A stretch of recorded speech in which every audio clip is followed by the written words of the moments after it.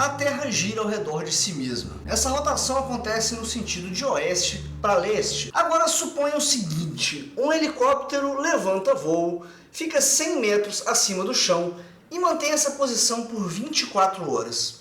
Como a Terra gira, ele vai dar a volta ao mundo? E um avião que voa para oeste, contrário à rotação da Terra, ele viaja mais rápido do que quando ele fizer essa viagem de volta para leste? Vamos conversar um cadinho?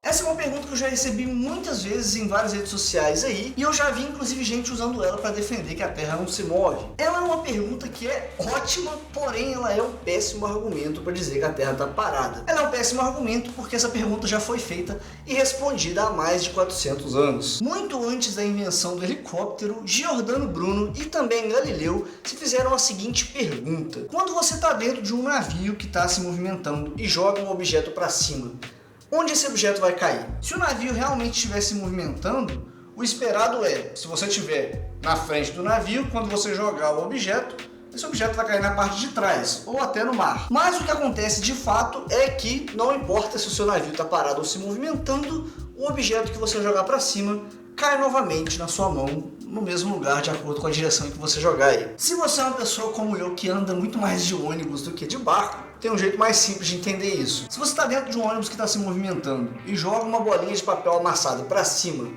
ela cai na sua mão, nessa região próxima aqui de você, ou ela cai no passageiro de trás. Você pode fazer esse teste aí com cuidado com a direção que você vai jogar, porque se você for como eu, a tendência é que você jogue muito longe de você. Se as janelas estiverem fechadas e o ônibus estiver numa velocidade mais ou menos estável, a bolinha vai cair novamente na sua mão. Isso acontece porque o ônibus não é um objeto que está se movendo para frente, enquanto a tendência de todas as outras coisas é ficar para trás. Esse tipo de raciocínio é comum porque a gente tende a pensar que quando a gente fala em movimento, a gente está falando em movimento em relação à Terra. Se eu falo para você que um carro está se movimentando, a primeira coisa que vem na sua cabeça é você parado na rua vendo um carro passar. Então na nossa cabeça vai se criando essa ideia de que a tendência natural das coisas é ficar parada em relação à Terra. Daí a gente pensa que quando o ônibus se movimenta, a gente vai sempre sendo empurrado para trás. Ou seja, a gente imagina que o nosso corpo e tudo que está ali dentro do ônibus tem a tendência de ficar parado em relação à Terra. Agora, se isso fosse verdade, o ônibus não precisaria parar para a gente descer, você concorda? Pensa bem, se o ônibus está se movimentando e a gente está sempre acompanhando o movimento da Terra, ou seja,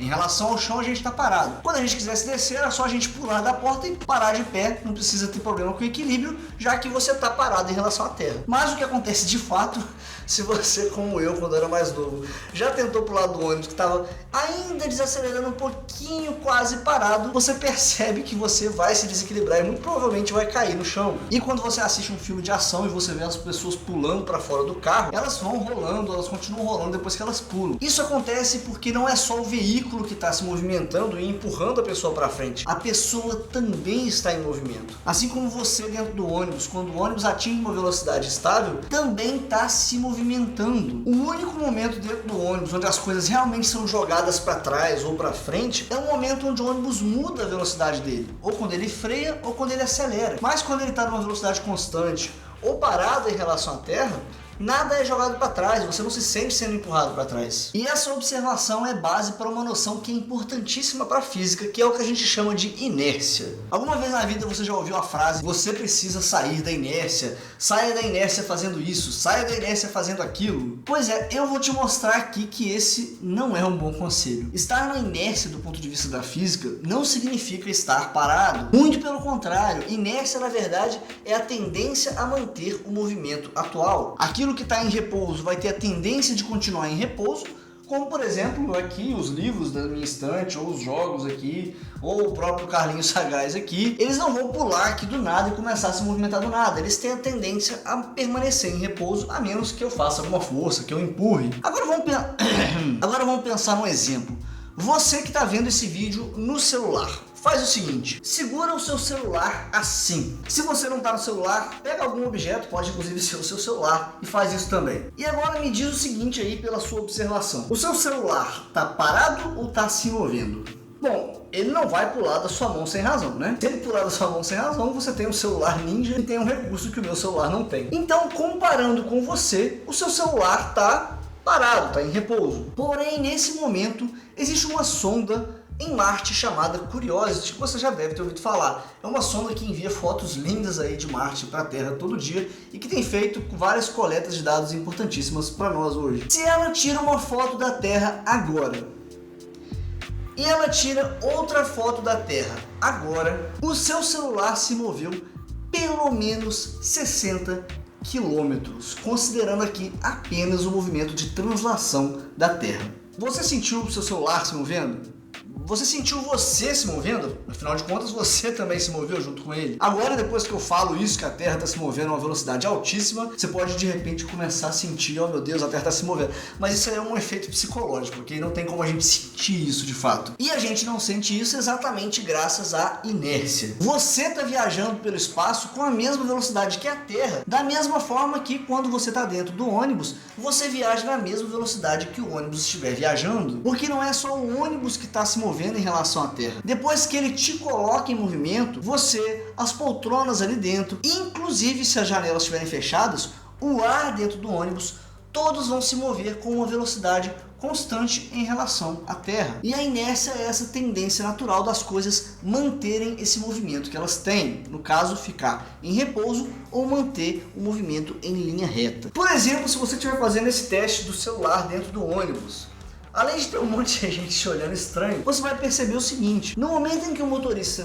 freia, você vai ser empurrado para frente, assim como o seu celular também. Isso acontece por causa da inércia. Quando o ônibus para, você não para instantaneamente porque o seu corpo está se movimentando para frente e você só vai parar quando tiver esse tempo suficiente para o seu corpo interagir com a poltrona e te segurar para você também ficar em repouso em relação ao chão. É por isso que quem vai de pé no ônibus vai surfando, porque não é tão simples assim para o corpo deles parar esse movimento quando o ônibus desacelera. Ok, beleza, mas o que isso tem a ver com a pergunta do título e com essas perguntas que eu fiz no começo desse vídeo aqui? Na verdade, isso tem tudo a ver. Pensa no seguinte: qual que é a diferença entre um ônibus com todas as janelas fechadas e com as janelas abertas? É o vento. Você lembra daquela frase que você viu lá no ensino fundamental, quando falava o que é o vento? É o ar em movimento. Pois é exatamente isso que acontece aqui. Quando todas as janelas do ônibus estão fechadas, o ar que está dentro do ônibus se move assim como você se move também e os outros passageiros. Porque o ar também tem massa, logo ele também tem essa característica da inércia. A massa é exatamente a medida de inércia dos corpos. Quando você abre a janela, você passa a ter vento, porque em relação ao ar fora do ônibus, o ônibus está se movimentando. Então você vai passar a ter ar em movimento ali e daí você tem vento. Agora, no seu dia a dia, com a Terra girando de oeste para leste, você sente um vento constantemente passando todo dia, a todo momento? Não, não é porque a Terra está girando no sentido de oeste para leste que a atmosfera e que o ar está ficando para trás. Graças a vários fatores físicos, entre eles gravidade e também inércia, a atmosfera também acompanha a rotação da Terra de uma certa forma. E você já parou para pensar como é que um helicóptero voa? Como é que ele se mantém no ar? Um helicóptero nada mais é do que um veículo constantemente caindo em direção à Terra, porém se apoiando no ar. Se apoiando, entre aspas, né? Ele não está segurando como você se apoia, por exemplo, na beirada de uma piscina, mas ele está usando vários fatores físicos ali para se apoiar no ar. O helicóptero não tem um dispositivo antigravidade que faz ele flutuar, não. Ele depende de se apoiar na atmosfera para permanecer voando. E quando ele levanta voo, quando ele deixa o chão, ele não vai deixar a Terra para trás. Assim como você, quando você dá um pulo, não cai a 60 km de distância de onde você tinha saltado. Você cai no mesmo lugar, porque graças à inércia você vai permanecer com o movimento que você estava antes. Da mesma forma que o helicóptero, porque não é a Terra que está vagando no espaço e empurrando você. Você também está vagando no espaço graças à inércia. Quem te colocou em movimento, na verdade, realmente foi a Terra. Mas uma vez que você está em movimento, o máximo que ela faz é mudar de vez em quando esse seu movimento. Ela não precisa ficar constantemente te empurrando. Da mesma forma, quando o helicóptero levanta voo, ele não fica para trás em relação à Terra. Primeiro, graças à inércia. Segundo, porque o ar onde o helicóptero está se apoiando também se movimenta junto com a Terra. Se você se apoia no ombro de dois amigos e esses dois amigos começam a andar, você também vai para frente. Da mesma forma que, como a atmosfera também se movimenta junto com a Terra, o helicóptero vai se movimentar também. Então, se ele só levantar voo e ficar parado em cima aqui, ele vai se mover muito pouco devido aos ventos que vai ter ali. De forma nenhuma ele vai olhar para a Terra e ver a Terra como uma coisa se movimentando através do espaço. Dito isso, agora a gente pode atacar a pergunta do título. É mais rápido voar para oeste, visto que o lugar para onde você está viajando em tese está vindo na sua direção? Bom, primeiro, como eu já expliquei, ele não está vindo na sua direção, já que inicialmente quando você levantou o voo, você estava em repouso em relação à Terra. O fato de você decolar não significa que você está se desligando do movimento da Terra, graças à inércia. E segundo, ironicamente, em geral é mais lento voar contra a direção de rotação da Terra. Só que não é por causa da rotação especificamente, e sim por causa de um movimento da atmosfera que até tem a ver com o movimento de rotação da Terra. Eu não disse que o ar da atmosfera está acompanhando a Terra, então você percebe ele parar o tempo todo?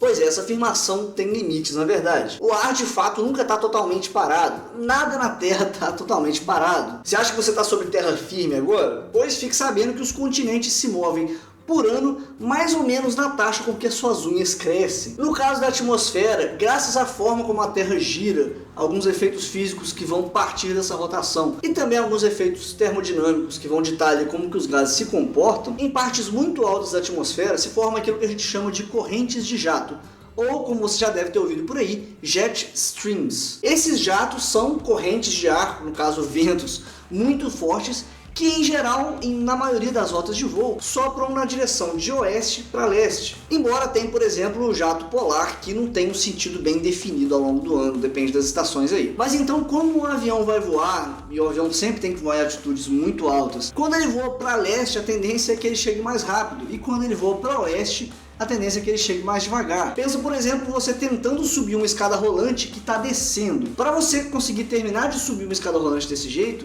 você vai ter que andar muito rápido e vai gastar mais tempo do que se você subisse pela escada que está parada. Agora, quando você desce os degraus de uma escada rolante que está descendo, você chega lá embaixo muito mais rápido do que se você pegasse a escada que está parada. Da mesma forma que o avião que voar a favor do vento vai conseguir chegar mais rápido do que o avião que tiver que voar contra o vento. O fato de ele estar voando a favor ou contra a rotação da Terra não tem influência direta aqui, graças principalmente à inércia. E por último, lembra disso aí, estar na inércia não significa estar parado e não necessariamente é uma coisa ruim. Se você acha que você já está no ritmo legal nos seus projetos, permaneça na inércia, aproveite da inércia para permanecer nesse ritmo legal. A menos que você esteja precisando aumentar um pouquinho o seu ritmo ou quem sabe até descansar. Nesse caso é bom que você tente vencer a inércia e acelerar ou desacelerar um pouco e dar uma sossegada. E se você é daqueles que acha que descansar é perda de tempo e significa que você está parando na vida, fica tranquilo porque mesmo quando você está dormindo,